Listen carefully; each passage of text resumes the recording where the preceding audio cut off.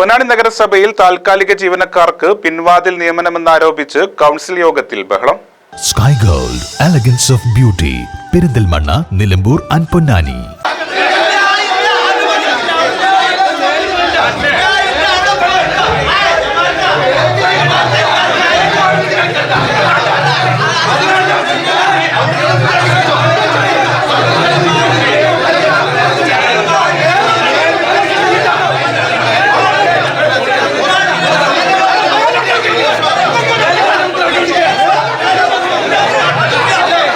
സർക്കാർ ഉത്തരവുകൾ പാലിക്കാതെ പൊന്നാനി നഗരസഭയിൽ താൽക്കാലിക ജീവനക്കാർക്ക് പിൻവാതിൽ നിയമനം ആരോപിച്ചും ഇത്തരത്തിൽ നിയമിച്ചവരുടെ കാലാവധി നീട്ടി നൽകാനുള്ള കൗൺസിൽ അജണ്ടയിൽ പ്രതിഷേധിച്ചുമാണ് യോഗം UDF കൗൺസിലർമാർ തടസ്സപ്പെടുത്തിയത്.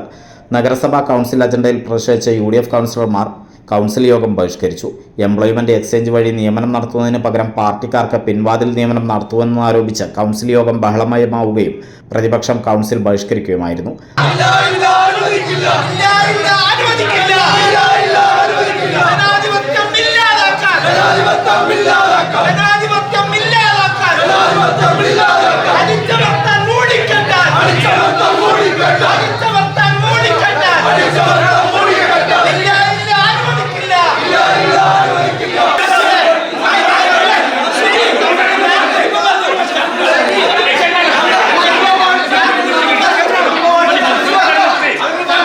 ഹൈക്കോടതിയുടെ ഉത്തരവ് പ്രകാരം പൊന്നാനി നഗരസഭയിലെ താൽക്കാലിക ജീവനക്കാരുടെ നിയമനം സംബന്ധിച്ച വിജിലൻസ് വകുപ്പ് നൽകിയ ശുപാർശകൾ പരിശോധിച്ച് തീരുമാനമെടുക്കുവാൻ തദ്ദേശ സ്വയംഭരണ വകുപ്പ് അഡീഷണൽ ചീഫ് സെക്രട്ടറിക്ക് നിർദ്ദേശം നൽകിയിട്ടുള്ളതാണെന്ന് നഗരസഭാ സെക്രട്ടറി കുറിപ്പ് നൽകിയിട്ടും ഇത് മറികടന്ന് താൽക്കാലിക ജീവനക്കാരുടെ കാലാവധി നീട്ടി നൽകാനുള്ള തീരുമാനങ്ങൾ നിയമവ്യവസ്ഥയെ വെല്ലുവിളിക്കുന്നതാണെന്നും കൗൺസിലർമാർ പറഞ്ഞു.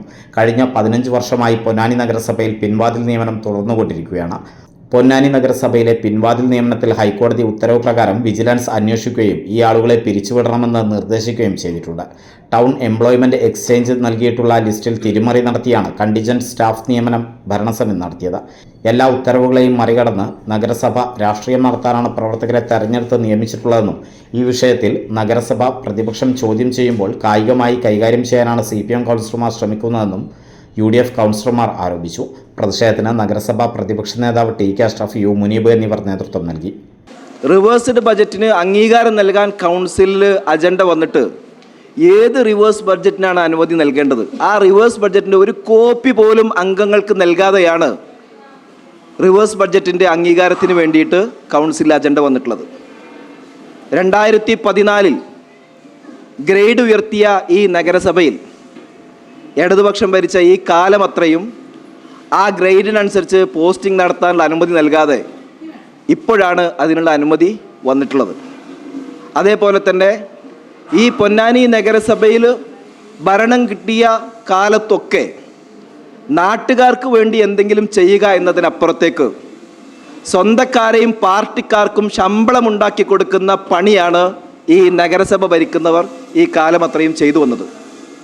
ഈ നഗരസഭയിലെ ഭരണപക്ഷത്തിൻ്റെ നയങ്ങൾ നടപ്പിലാക്കേണ്ട മുനിസിപ്പൽ സെക്രട്ടറി വളരെ കൃത്യമായി ആ കൗൺസിലിൽ വിയോജനക്കുറിപ്പ് രേഖപ്പെടുത്തിയിട്ടുണ്ട്. ആ വിയോജനക്കുറിപ്പിൽ പറയുന്നത് ഈ നടത്തിയ നിയമനങ്ങൾ തീർത്തും വ്യാജ നിയമനങ്ങളാണ്. എംപ്ലോയ്മെൻറ്റ് എക്സ്ചേഞ്ചിനെയോ മറ്റോ അറിയിക്കാതെ, ഒരു നടപടിക്രമം പോലും പാലിക്കാതെ വ്യാജ നിയമനം, സ്വന്തം താല്പര്യങ്ങൾക്ക് വേണ്ടി വ്യാജ നിയമനമാണ് നടത്തിയത് എന്ന് സെക്രട്ടറി കുറിപ്പിൽ രേഖപ്പെടുത്തിയിട്ടുണ്ടെന്ന് മാത്രമല്ല, കഴിഞ്ഞ ഭരണസമിതിയിൽ ഇത്തരം നിയമനങ്ങൾക്കെതിരെ കോടതിയുടെ വിജിലൻസ് നൽകിയ കുറിപ്പുൾപ്പെടെ സെക്രട്ടറി അതിനകത്ത് സെക്രട്ടറിയുടെ നിർദ്ദേശമായി കുറിപ്പായി രേഖപ്പെടുത്തിയിട്ടുണ്ട്. വളരെ കൃത്യമാണ്.